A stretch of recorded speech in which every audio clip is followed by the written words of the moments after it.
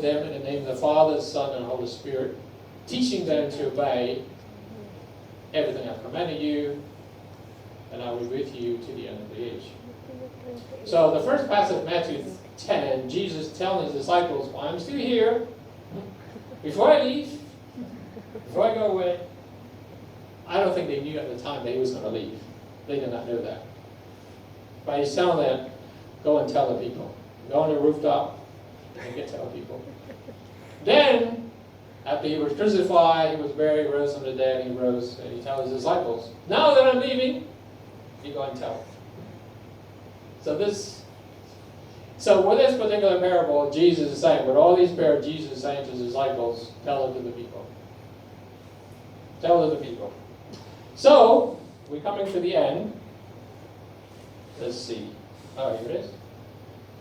So this is the title of our message today.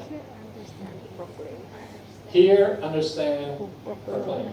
Hear, understand, proclaim. This is the title of my message today. So if you go home today, or maybe your employer asks you, what was the message about today? It says, by hear, understand, and proclaim.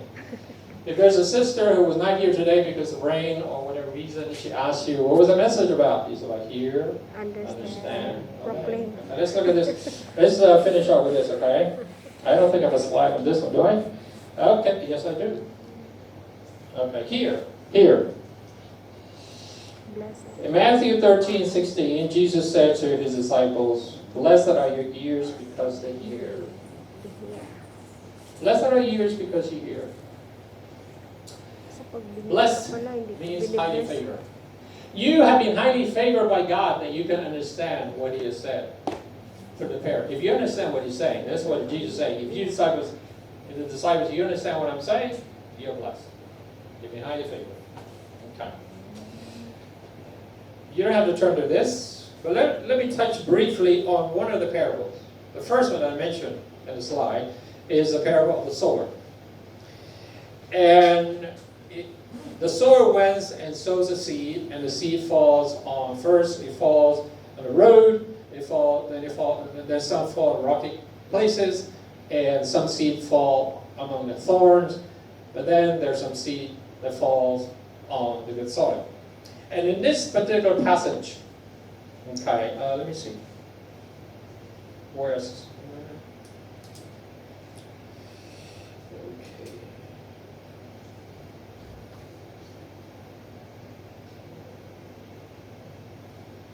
Oh, okay, here it is. So verse 9, on that parable, verse 9 on that parable, it says, he who has an ear, let him hear. He gives the parable of the sower, and then he says tells to the crowd, he who has an ear, let him hear. Did everyone among the multitude heard? Yes. But did they hear? No. Everybody hears. Yes. But not everybody hears, actually. Yeah, the hearer here is respond. Have you responded? Out of the four, only one response. The seed that fell on good soil. Okay. And Jesus said to his disciples, when the disciples came up to him, after he gave them this parable, the disciples asked him, why do you speak in parables? Why do you speak in parables? And the answer he gave is very interesting.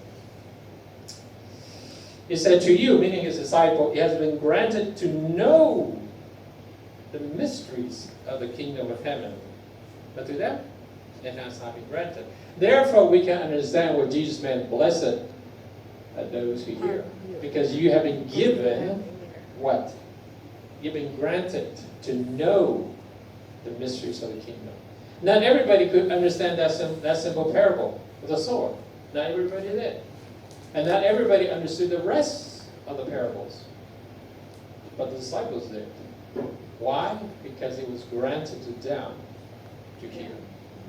And that granting is a blessing.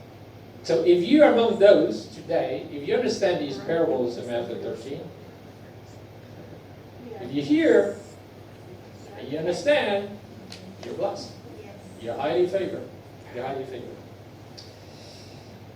And Jesus says, he said, I speak to them in parables so that while they hear, they do not hear. That's kind of interesting. You would think that you want people to understand, but it's not because the parables are so mysterious, are so complex. He said, I speak in parables so that when they, even though they, how do you put it? While they are hearing, they don't hear. So while they hear, they don't hear. Did everybody among the multitude, as I said, did everybody among the multitude to whom he gave the parables responded? No. Very few. Very few. We almost, at the end, whoa.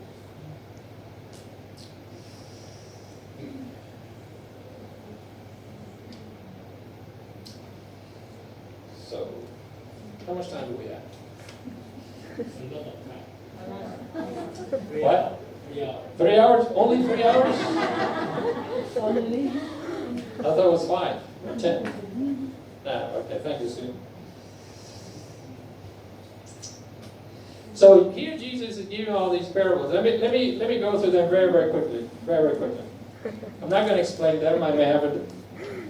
Maybe when I come back, I'll go into the parables in more detail, but not today. So in the parables, we saw the parable of the sword, and there's the other parable, the wheat and tares. And Jesus says, he's talking about the kingdom of heaven. He said the kingdom of heaven may be compared to a man who sowed good seed in his field. But while he was sleeping, someone came and sowed some tares in it. That's that parable. And then the other parable, he's talking about the mustard seed. He said the kingdom of heaven is like a mustard seed which a man took and sowed in the field. What is that about? Leaven. He said the kingdom of heaven is like leaven, which a woman took and hid in 3 pecks of flour until it was leavened. What is that about? And then there's another parable. The kingdom of heaven is like a treasure hidden in the field. Like a treasure hidden in the field. He saw it, he hid it, and he went out. He sold everything in order to buy the field. That's interesting. And it also says that the kingdom of heaven is like a merchant seeking fine pearls. And then the kingdom of heaven is like a dragnet cast into the sea and gathers fish of all kinds. The good fish and the bad fish. So you got all these parables. And Jesus asked his disciples, do you understand all these parables? So my question to you, do you understand all these parables? It's either yes or no. Not all. It's either yes or no. Okay. So that is the where is it? So Jesus asked his disciples, have you understand all these things? And they said, yes. So my question to you, I repeat, do you understand all these things? Yes. If it's yes, then proclaim. If you understand these parables, proclaim them. The same way that Jesus said, ask his disciples, he asked his disciples, do you understand all these parables? They said, yes. And then he said, okay, proclaim them to the rooftops. He says, what you hear, proclaim upon the housetops. So I was thinking about housetops. Now, housetops is it would be the highest point in the house, right? You go up to the housetop, everybody will see you. Right?